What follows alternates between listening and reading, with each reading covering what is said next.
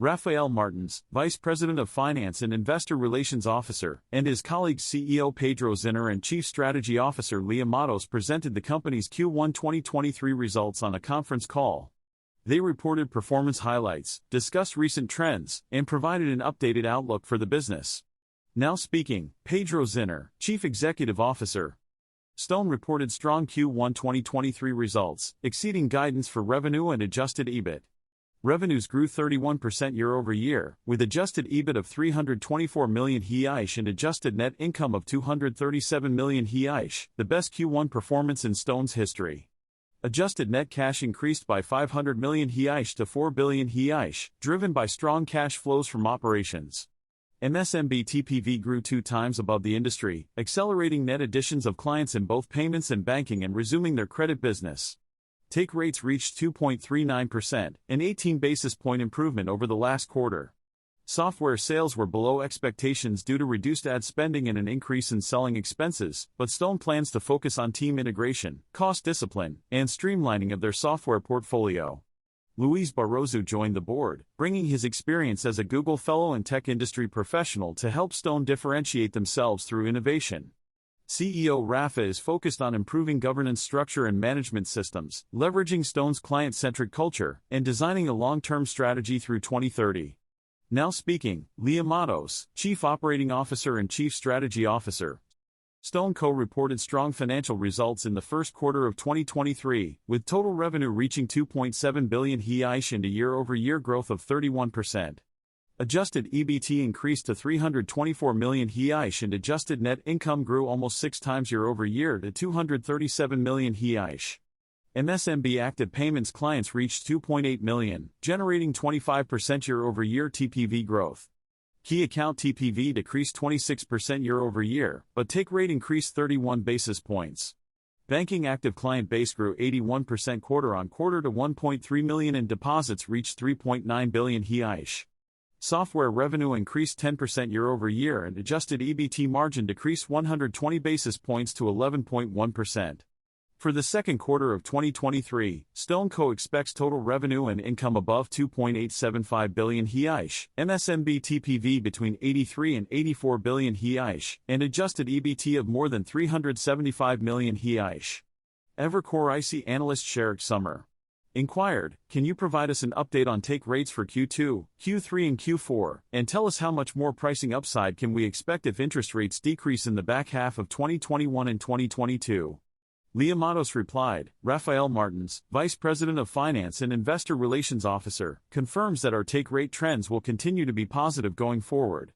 Repricing is a dynamic and continuous process, taking into account our return hurdles. We can expect new revenue streams, such as banking credit, to contribute more and more to take rates in the coming years." Evercore IC analyst Sherrick Summer inquired, "Do you have any data on the cost of acquisition for new macro clients and the projected profitability of that going forward that could help increase your ARPAC?" Leah Matos replied, "I have been discussing trends regarding Super Conecton, the full banking solution for micro clients, which is bundled to the acquiring solution with no incremental tax. ARPAC will trend downwards due to a mix effect of growing faster in the micro segment, but overall deposits will grow from banking clients and increased engagement of clients with banking as we advance on the banking roadmap." Goldman Sachs analyst Tito Labarta inquired, "Have TPV growth been driven mainly by micro merchants and SMBs, and what is your opinion on the potential regulatory changes that could affect revolving credit card rates and interest-free installments?" Leah Matos replied, "TPV trends show expected growth in MSMB business above the industry with pricing discipline. Consolidated volume takes into account sub-acquirer prioritization, positive net adds for all client tiers. Brazilian authorities considering cap on interest rates for revolving credit cards, discussing with large banks, argument that high revolving rates subsidize installment transactions. 50% of credit card transactions in Brazil are parcelados." Goldman Sachs analyst Tito Labarta inquired, "Have you seen any differences in the competitive environment between micro merchants and SMBs? Is there anything that stands out to you when considering messaging strategy for these two segments?"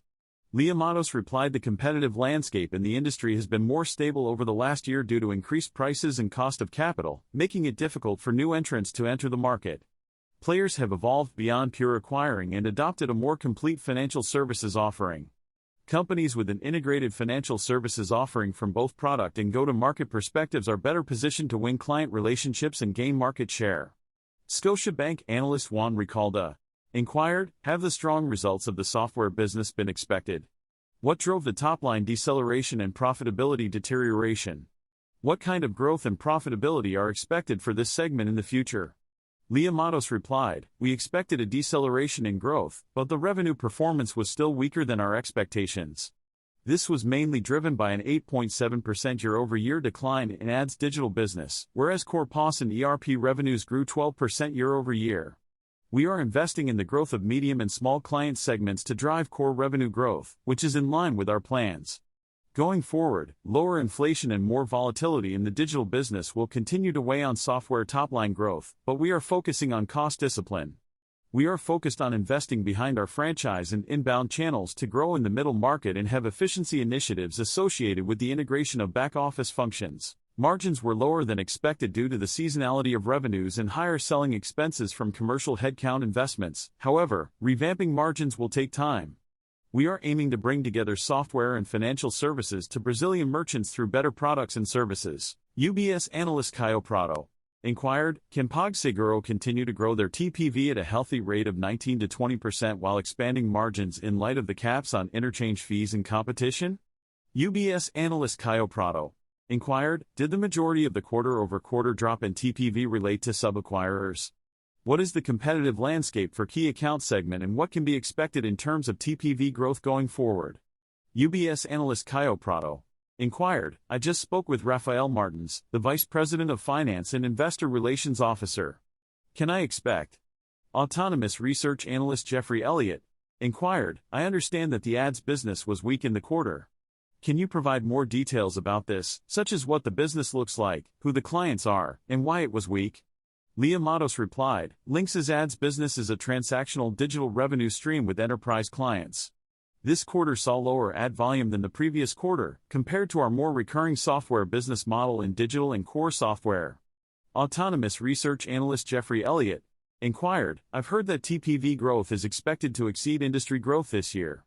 What is your latest view on the industry's TPV growth in 2021? Leah Matos replied, we observed industry growth of 10.7% this quarter and ABEX has predicted growth between 14% and 18% for the year.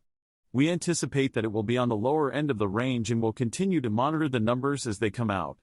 Barclays analyst John Coffey inquired, John, Rafael Martins, Vice President of Finance and Investor Relations Officer, has said that for the second half of the year, there is nothing to suggest that the MSMB TPV growth rate of 20% will change significantly. What can he tell us about the key accounts and when the decline in TPV may end? Barclays analyst John Coffey inquired, as of now, we are still expecting that the sub-acquirer will continue to have a negative effect on TPV. Will we see an acceleration in year-over-year growth in key accounts by the end of this year, despite the declining volume from sub-acquirers negatively impacting total payment value, TPV?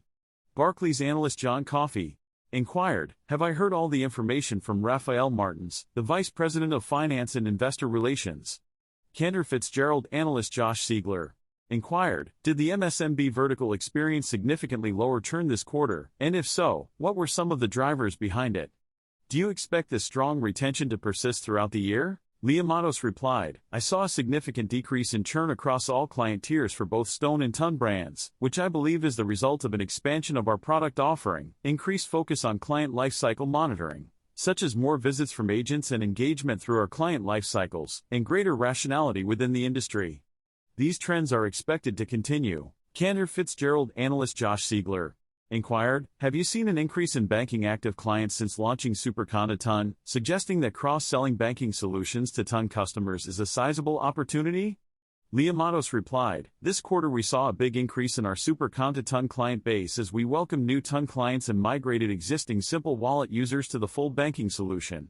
Going forward, every Ton client will have access to both an acquiring and a banking solution, meaning growth for Superconta Ton is directly tied. Leah Matos replied, I am thankful for Josh's comments. It is important to emphasize that Stone products have a high penetration rate of banking solutions to acquire clients, with nearly 100% of clients using this service. This will lead to growth in banking clients in the future. Susquehanna International Group analyst Jamie Friedman Inquired, have the software strategy plans outlined in slide 14 of Leah's presentation changed since Lynx was acquired? What specific changes have been made to reflect the changing world? Leah Matos replied, we have always had a strong belief in the potential of combining software and financial services. This year, we are intensifying our integration efforts to focus on 3 areas: back office, product integration and integrated offerings, and go-to-market. The strategic rationale for this has not changed, but how we prioritize and focus our initiatives has. Pedro Zinner replied, I believe the key takeaway is that focusing on integrated solutions and optimizing capital allocation can bring a differentiated value proposition to our clients. We estimate that our current Lynx clients sell around R$500 billion, equivalent to 5% of Brazil's GDP, yet we have low penetration of payments and financial services for them. Susquehanna International Group analyst Jamie Friedman inquired, I have a better understanding of the situation and I appreciate the context provided. Bank of America Merrill Lynch analyst Mario Pieri inquired, can you explain the measures taken to reduce costs and quantify the resulting benefits?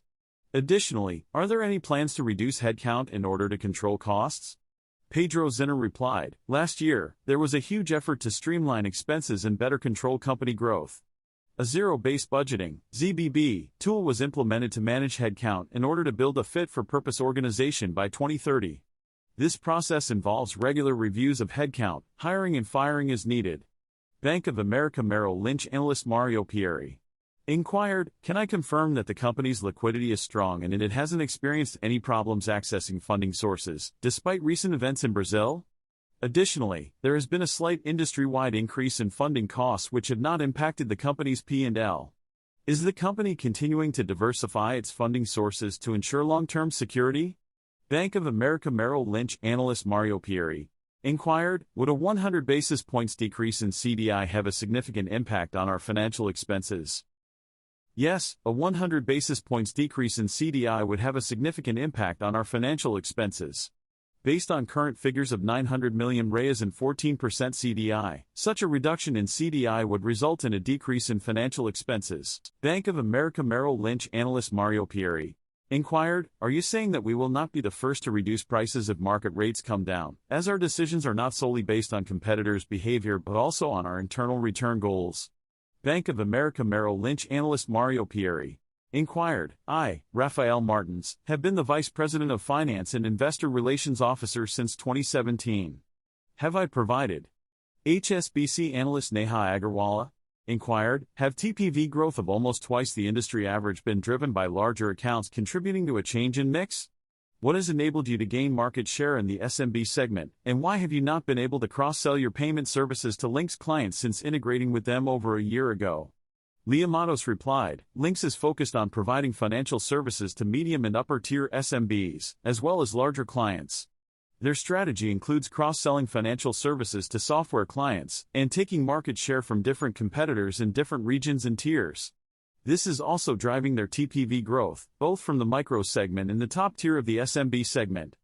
HSBC analyst Neha Agarwala inquired, yes, Leah, largely. So, there has been some move-up market, with an emphasis on higher-tier SMBs. Is that the focus? HSBC analyst Neha Agarwala inquired, have you fully launched your credit product? Is the receivables registry bills operational with complete transparency in terms of data and communication between registries? What product changes can we expect to see in the coming quarters? When do you anticipate being able to fully launch it? Leah Matos replied, we have successfully integrated a registry system with our initial group of clients, though it is not the single mechanism of collateral. We are testing the level of involvement of hubs in the credit life cycle and have been distributing the product digitally to this point. We believe there is great potential in leveraging the involvement of agents, however, the process is still in learning mode. New Street Research analyst Sumit Datta inquired, what is the company's policy for capital allocation and use of cash with their strong balance sheet? How does the 10.7% industry TPV growth compare to the IBEX Association's guidance range of 14%?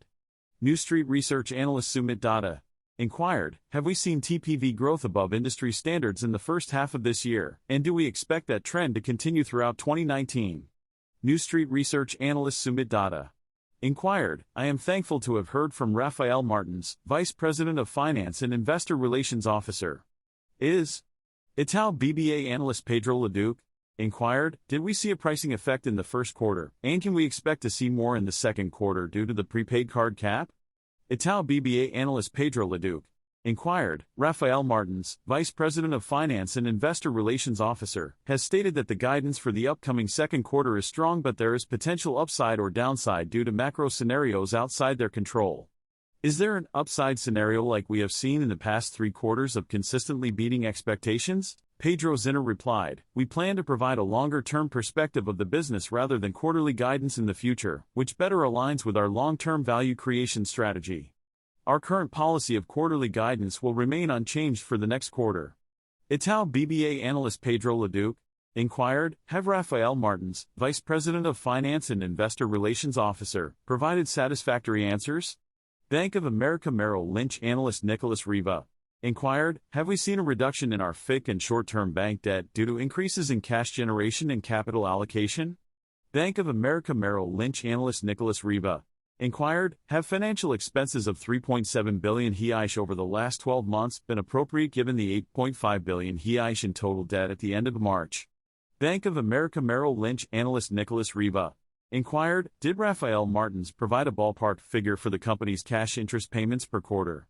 He stated that if you look in the cash flow statement and take into account the interest income received, net of costs, and the interest paid, you can do the reconciliation needed to get an estimate.